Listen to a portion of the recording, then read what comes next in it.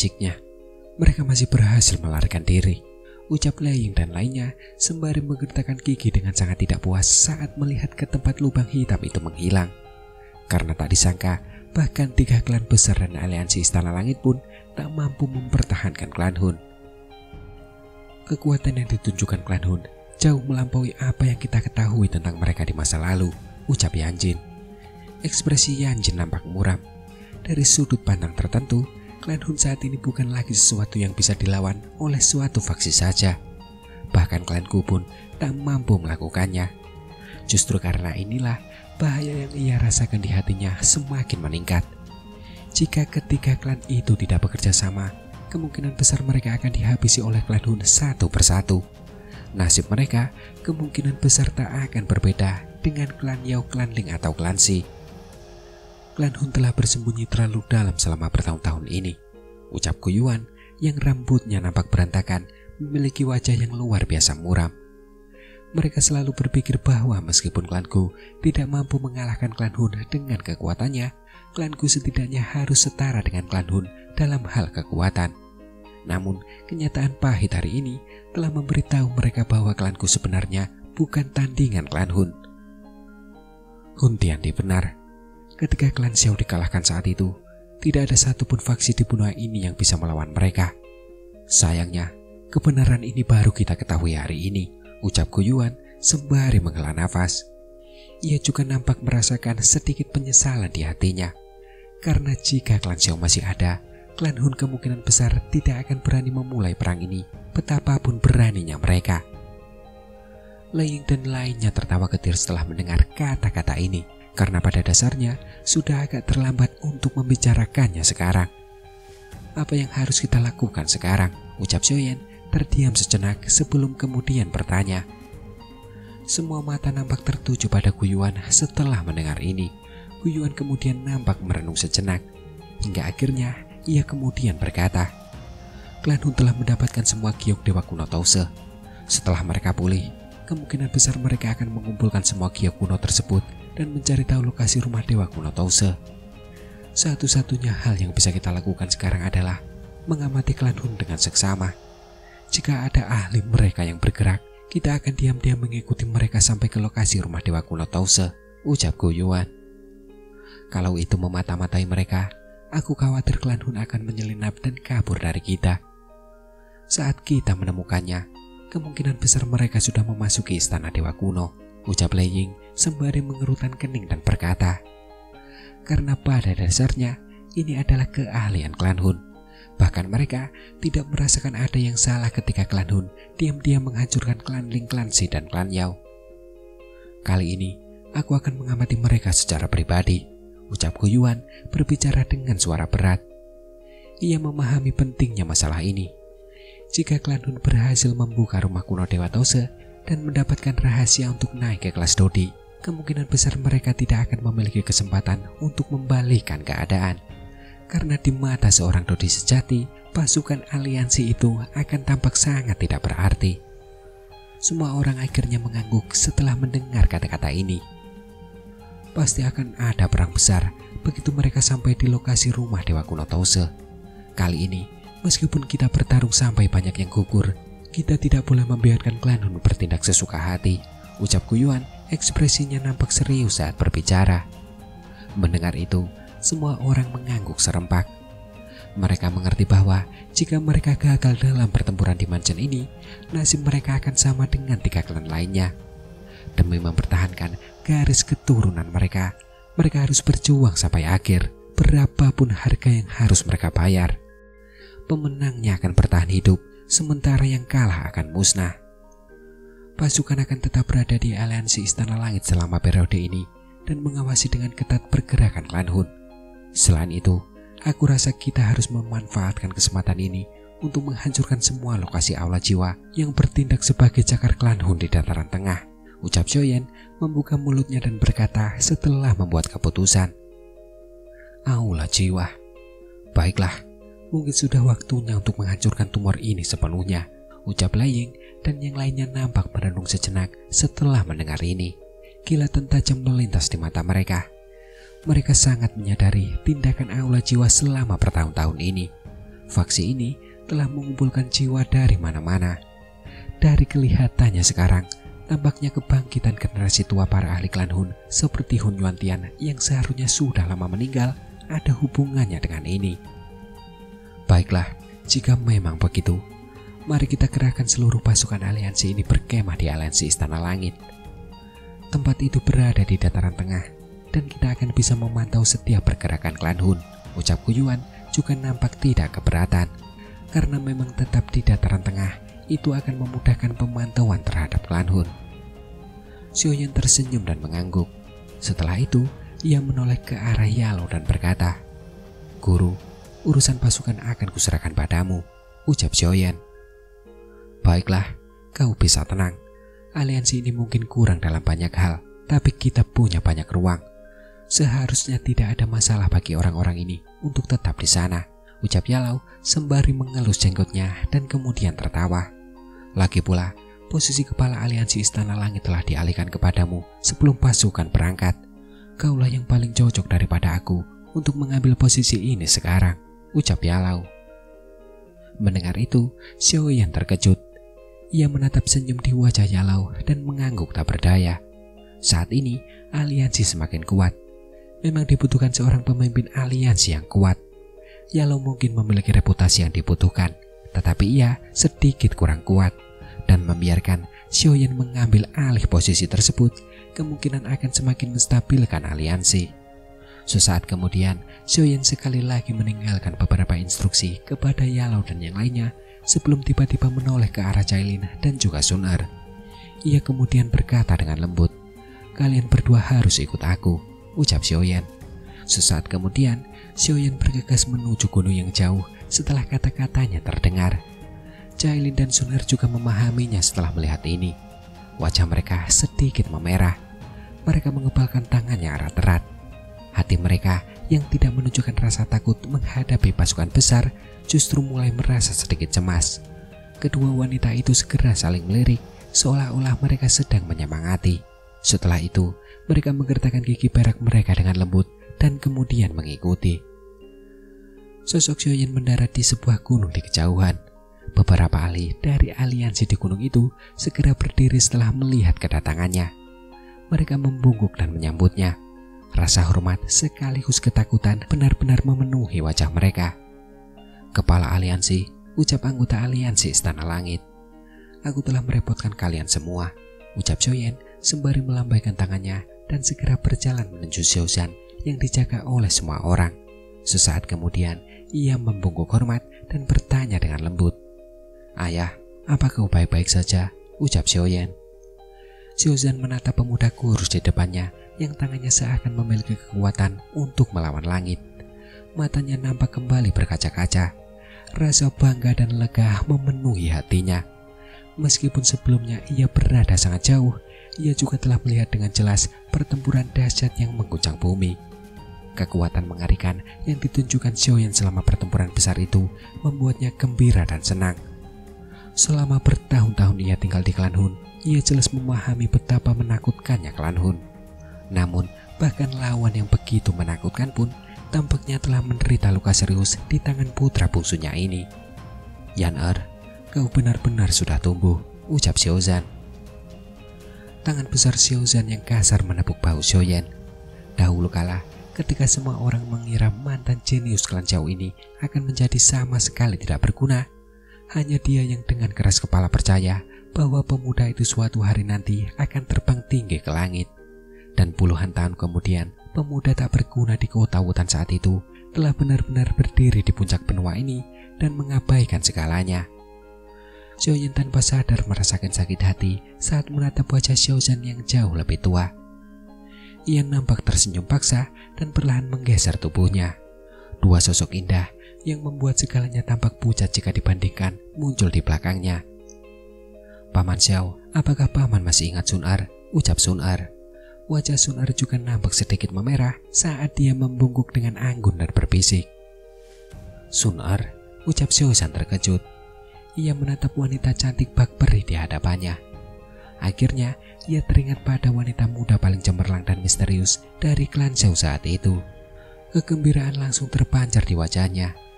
karena menurutnya Sunar adalah menantu yang paling memuaskan saat itu. Namun di sisi lain, status Sunar membuatnya sadar bahwa itu hanyalah angan-angan. Karena itu, ia bahkan sering memukul kepala Xiaoyan, memintanya untuk tidak terlalu dekat dengan Sunar. "Ayah, Sunar saat ini adalah anggota klan Xiao kita," ucap Xiaoyan mendekati Xiaozan sembari berkata sambil tertawa. "Bocah bau, kau benar-benar tidak mengecewakan ayahmu," ucap Xiaozan. Wajah Xiaozan yang sudah tua menunjukkan kegembiraan yang luar biasa setelah mendengar ini. Telapak tangannya juga tanpa sadar menepuk punggung Xiaoyan. Di sisi lain, wajah Sunar memerah karena malu setelah mendengar percakapan mereka berdua. Namun, wajahnya nampak cemerlang dan memikat. "Lalu, siapa ini?" ucap Xiaozan tampak senang sesaat sebelum tiba-tiba menatap Cailin di sampingnya. Cailin berdiri diam di sudut dengan penampilan yang memikat dan menggoda. Namun, wajah cantiknya yang awalnya dingin kini menjadi jauh lebih tenang dan lembut. Hal ini benar-benar membuat Xiaoyan sedikit tertegun. Xiaoyan terbatuk sejenak dan kemudian berkata, "Ini Cailin, dia juga menantu perempuanmu," ucap Xiaoyan. Mendengar itu, wajah Xiaozan sedikit berkedut, namun dia diam-diam mengacukan jempol pada Xiaoyan. "Ayah juga seharusnya pernah mendengar tentang Cailin. Dia juga punya nama lain, yaitu Ratu Medusa," ucap Xiaoyan sembari tertawa. "Ratu Medusa," gumam Xiaozan. Pikiran Xiaozan sedikit bergetar mendengar nama yang dulu sangat dikenalnya ini. Meskipun ia telah bertemu dengan banyak ahli, hatinya masih dipenuhi rasa ngeri terhadap Ratu Medusa ini karena reputasinya yang ganas dan tersohor di seluruh kekaisaran Jiama saat itu. Lagi pula, nama ini bahkan tak seorang pun berani menyebutkan di kekaisaran Jiama saat itu. Namun, ia tidak menyangka bahwa Ratu Medusa ini yang telah meneror seluruh kekaisaran Jiama dan beberapa kekaisaran tetangga ternyata juga akan menjadi menantunya. "Paman Xiao, itu semua sudah berlalu. Panggil saja aku Cailin," ucap Cailin sembari tersenyum manis. Sesaat kemudian, ia langsung menatap Xiaoyan dengan dingin dan diam-diam memperingatkannya untuk tidak membicarakan masa lalu. Xiaoyan tanpa sadar tersenyum mendengar peringatan Cailin. Setelah itu, ia menatap Xiaozan dan tersenyum. "Ayah, ayo kita kembali ke aliansi Istana Langit terlebih dahulu. Cucumu juga menunggumu di sana. Saat itu, aku juga akan memanggil kakak laki-laki dan kakak laki-laki kedua. Keluarga kita akan kembali berkumpul kembali," ucap Xiaoyan. "Cucu perempuan," ucap Xiaozan. Xiaozan membuka mulutnya lebar-lebar dan berbagai emosi langsung muncul di hatinya. Setelah pasukan aliansi mundur ke aliansi Istana Langit, seluruh dataran tengah tak diragukan lagi menjadi gempar oleh 3 klan kuno agung dan penguasa dataran tengah, yaitu aliansi Istana Langit. Pasukan aliansi ini begitu kuat hingga tak terlukiskan dengan kata-kata. Karena pada dasarnya, faksi manapun akan hancur berkeping-keping di bawah kekuatan pasukan ini. Kegemparan yang membuat semua orang panik ini tidak berlangsung lama sebelum berita perang habis-habisan antar pasukan aliansi dan klan Hun menyebar. Lagi pula, pertempuran besar antara pasukan aliansi dan klan Hun di pegunungan pemakaman langit benar-benar terlalu mengguncang. Mustahil perang besar semacam ini tidak menarik perhatian.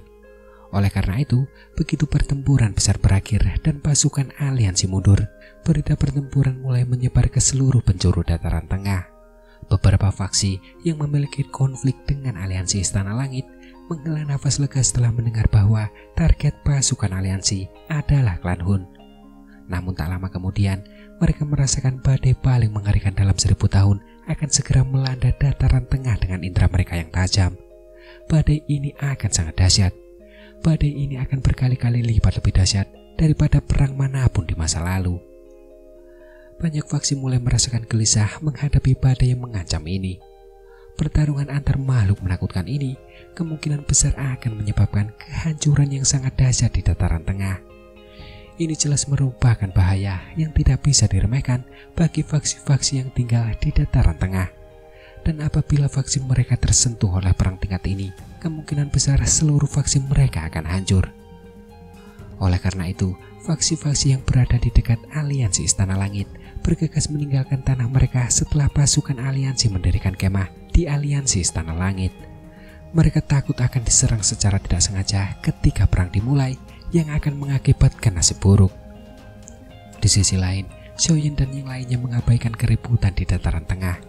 Saat ini, klan Hun mungkin telah melakukan berbagai kekejaman di dataran tengah, tetapi jelas bahwa faksi-faksi tersebut tidak akan memulai perang dengan klan Hun hanya karena hal ini. Semua orang ingin tetap netral dalam menghadapi perang besar ini. Oleh karena itu, kelompok Xiaoyan tidak berencana untuk menyeret faksi-faksi ini ke dalam perahu yang sama dengan mereka. Pasukan-pasukan besar itu kembali ke alam bintang dan mulai sibuk lagi. Namun untungnya ada Yalau dan orang-orang lain yang bertanggung jawab atas semua ini. Oleh karena itu, Xiaoyan tidak perlu pusing memikirkan hal-hal ini. Lagi pula, dia memang tidak terlalu pandai dalam hal manajemen. Xiaoyan menghela nafas lega setelah kembali ke alam bintang. Bahkan ia merasa sedikit lelah setelah akhirnya bisa beristirahat dari pertempuran yang begitu sengit.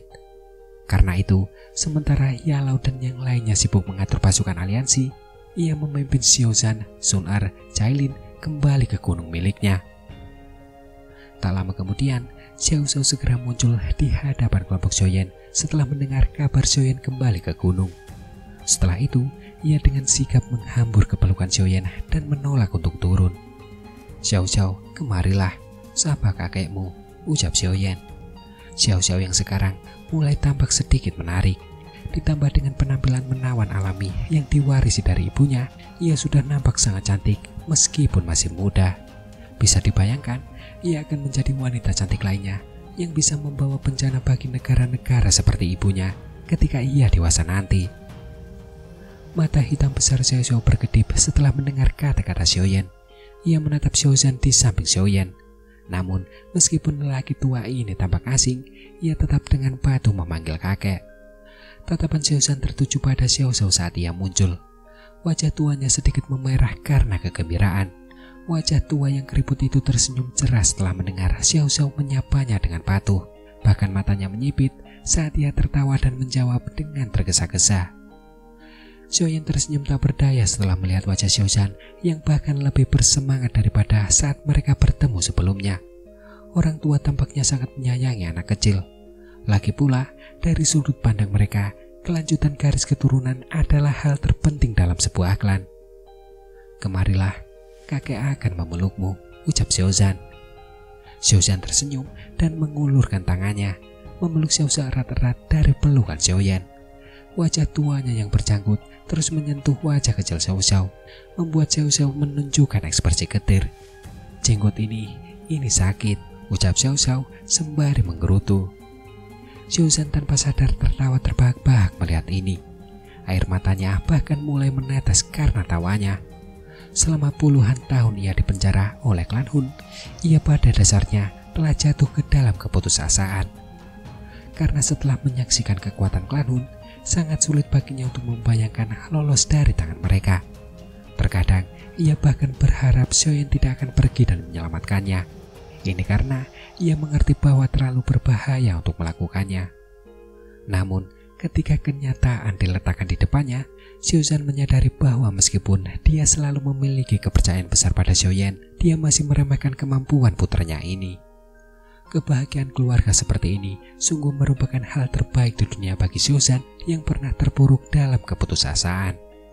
Xiaoyan mengebalkan tangannya erat-erat setelah melihat penampilan Xiaozan. Di sisi lain, mata Cailin dan Sun Er di sampingnya juga tanpa sadar mulai memerah. "Ayah, ayo kita istirahat dulu. Kebetulan aku sedang bebas beberapa hari ini. Aku akan membantumu menjaga kesehatanmu," ucap Xiaoyan sembari tersenyum. Setelah itu, ia berbalik ke arah Cailin dan kemudian berkata, "Kirim seseorang kembali ke Kaisaran Jiama dan bawa saudara-saudaraku datang ke sini. Katakan pada mereka, ayah sedang menunggu mereka," ucap Xiaoyan. Mendengar itu, Cailin mengangguk lembut sebelum berbalik dan kemudian pergi. Xiaoyan menghela nafas pelan, menatap sosok Cailin yang semakin menjauh dan bergumam pelan dalam hati. "Kakak pertama, kakak kedua, akhirnya aku melakukan apa yang kujanjikan pada kalian berdua." Hari-hari setelah pertempuran besar itu terasa sangat damai. pasukan aliansi yang berkemah di aliansi Istana Langit tidak sering bergerak. Namun, atmosfer badai yang mengancam ini tidak mereda, namun justru menjadi semakin padat. Semua orang menyadari bahwa ini akan menjadi pertempuran yang menentukan antar dua pihak yang luar biasa. Pertempuran besar yang mengguncang bumi di pegunungan pemakaman langit telah mengakibatkan kedua belah pihak menderita beberapa kerugian. Oleh karena itu, mereka akan tenang selama periode waktu ini.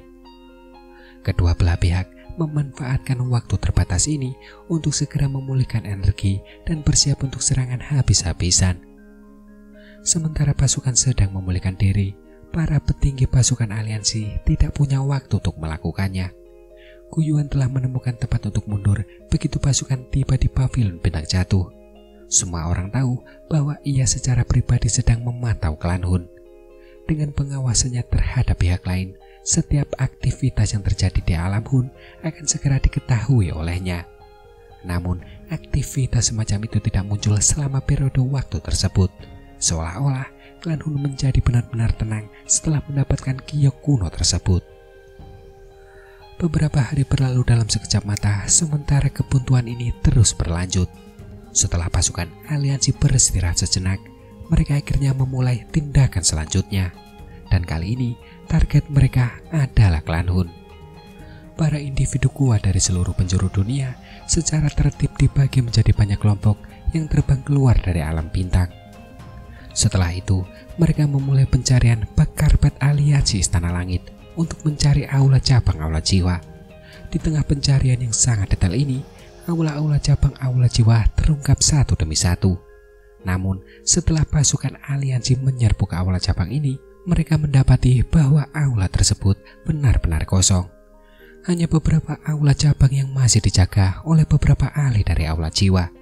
Namun, perlindungan semacam ini tentu saja tidak mampu menghalangi pasukan aliansi. Di bawah pencarian yang sangat gencar oleh pasukan aliansi ini, semua aula cabang aula jiwa di dataran tengah telah berubah menjadi gurun. Bahkan, aula langit dan bumi yang paling penting pun telah dihancurkan oleh pasukan aliansi yang kuat. Sejak saat itu, aula jiwa yang dulunya terkenal di seluruh dataran tengah dengan mudah disingkirkan darinya. Pihak luar hanya bisa terkejut melihat aula jiwa dihancurkan dengan mudah. Penguasa dataran tengah sebelumnya itu tampak begitu lemah menghadapi penindasan aliansi. Namun, Xiaoyan dan lainnya juga mengerutkan kening sementara para pengamat terkejut. Karena dari kelihatannya, jelas bahwa klan Hun telah meramalkan hal ini dan telah menarik aula jiwa dari tempat-tempat itu. Dan yang terpenting, esensi spiritual yang tersimpan di aula cabang tersebut juga telah dipindahkan oleh aula jiwa. Tindakan yang diambil oleh klan Hun bisa dibilang menentukan. Mereka tahu bahwa pada dasarnya mustahil untuk melindungi aula jiwa di hadapan pasukan aliansi. Oleh sebab itu, mereka tak punya pilihan selain menyerahkannya kepada aliansi. Karena bagaimanapun, aula jiwa bisa dikatakan telah mencapai tujuannya. Bahkan jika dihancurkan pun, itu tidak akan menimbulkan masalah bagi klan Hun. Mereka mungkin berpikir setelah rencana mereka berhasil, mereka akan dengan cepat dapat membangun beberapa aula jiwa. Dan pada saat itu terjadi, seluruh benua akan berada di bawah kendali mereka. Setelah kehancuran aula jiwa, pasukan aliansi hanya bisa mundur sekali lagi. Setelah itu, mereka ditempatkan di luar alam Hun di hadapan banyak pasang mata untuk mempersiapkan segala kemungkinan yang mungkin akan terjadi. Selama periode ini, Xiao Ding dan Xiao Li juga telah melewati lubang cacing yang telah disiapkan. Mereka langsung tiba di alam bintang dari bagian barat laut benua. Tentu saja ada adegan mengharukan ketika ayah dan anak itu bertemu kembali. Adegan itu juga membuat mata banyak orang memerah dan hati mereka merasa sakit. Siapa sangka klan Xiao yang awalnya biasa-biasa saja akhirnya terpisah karena kemunculan klan Hun yang entah dari mana. Setelah kedatangan kedua saudaranya, Xiaoyan juga menikmati masa-masa bahagia dari reuni tersebut yang sudah lama tidak ia rasakan. Selain itu, ia juga menanyakan kabar aliansi Yan. Aliansi yang ia dirikan saat ini merupakan faksi terkuat yang tak terbantahkan di wilayah barat laut benua. Namun, Xiaoyan tidak berencana memanfaatkan kekuatan aliansi Yan. Karena dari perspektif dataran tengah, aliansian hanya bisa dianggap sebagai faksi yang relatif kuat. Oleh karena itu, tidak akan ada gunanya untuk memasukkannya ke dalam pasukan aliansi. Setelah menikmati waktu bersama keluarga, Xiaoyan kembali memfokuskan pikirannya. Masalah klan Hun yang telah mengumpulkan semua giok kuno Dewa Tose telah membebaninya. Meskipun ia telah mencapai alam jiwadi, ia masih jauh tertinggal dibandingkan Doseng Bintang 9 seperti api pelahap ketiadaan. Oleh karena itu, sebelum klan Hun dapat menemukan kuat Dewa Kuno Tose, ia harus meningkatkan kekuatannya secepat mungkin. Karena dengan cara ini, ia akan memiliki beberapa kartu truf tambahan saat menghadapi lawan seperti api pelahap ketiadaan. Namun, setelah mencapai levelnya saat ini, meningkatkan kekuatannya dalam waktu singkat jelas merupakan tugas yang sangat sulit. Oleh karena itu, Xiaoyan akhirnya memilih untuk mengincar 9 petir emas misterius yang tersegel di dalam tubuhnya kecil setelah merenungkan cukup lama. Karena pada dasarnya, setelah jiwanya melangkah ke tingkat D, dia sudah memiliki kemampuan untuk menyempurnakan kekuatan ini yang dulunya tidak dapat dia lawan.